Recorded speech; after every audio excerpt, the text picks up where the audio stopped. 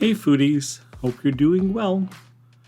I'm here today with a recipe for an apple cranberry tatin. You know, tatins come from France. They come from a hotel called Hotel Tatin, and it's named after sisters that originally created this recipe with apples. I'm going to change it up a little bit today. In a skillet, I've added 2 tablespoons of butter. I'm using a plant-based butter. Don't be fooled by that though. Fat is fat, no matter whether it comes from plants or animal fat, but plant-based fats are healthier for you than animal. Melted the butter, I'm adding 1 cup of brown sugar. You could certainly use white sugar to start this, but then you'd spend a lot of time caramelizing the sugar.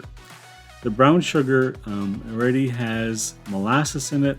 I'm using a coconut palm brown sugar. There are other varieties out there. They're all delicious instead of just regular brown sugar, but you use what you have at home in your pantry. I've got the brown sugar starting to melt and get bubbly, and I'm adding 3 to 4 apples that I've cored.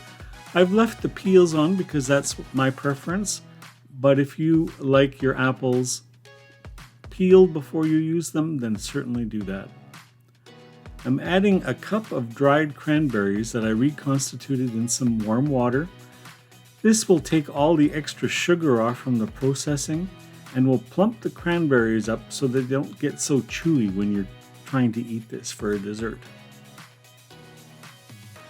You can't be dainty when you're eating this and you're chewing on cranberries like you're chewing gum.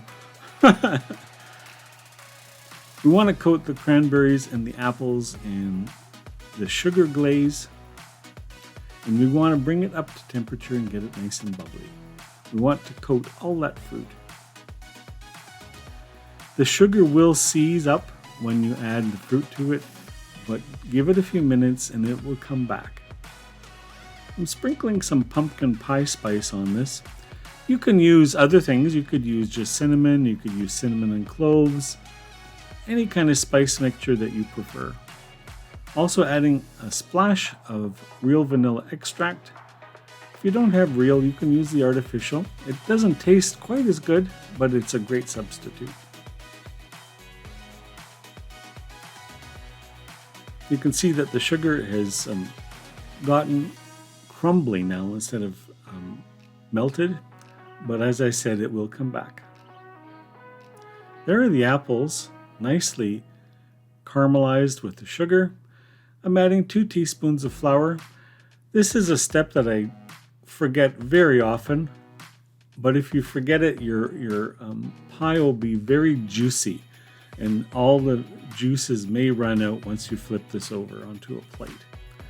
So don't forget, a couple of teaspoons of flour will save you a lot of headache later, and it will tighten up the juices and make a great sauce.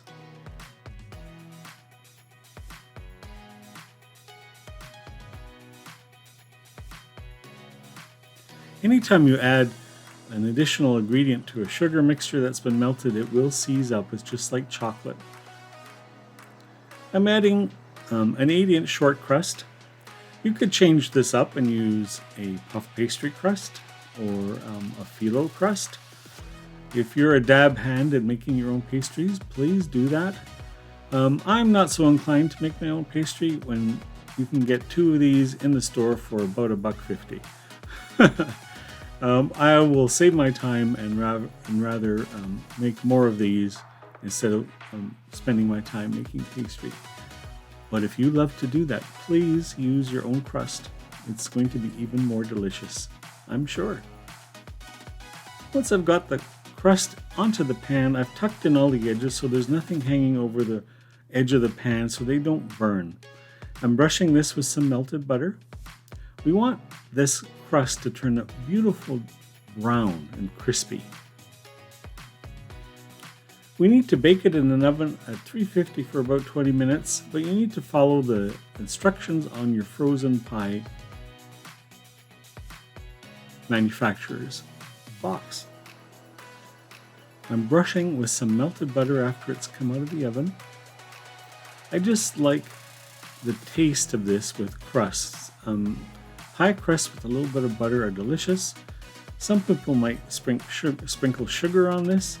Some might put butter and sugar. Some might put nothing. It's all up to you. I flipped it over onto a pie plate. Doesn't it look good? Delicious apple, and the aroma was wafting up from the apple and cranberry and cinnamon and all that was just wonderful. If you like the recipe, I'd love it if you'd subscribe to the channel. Love to have you here with me. Thanks for stopping by for another apple recipe that warms your soul. We'll see you next time.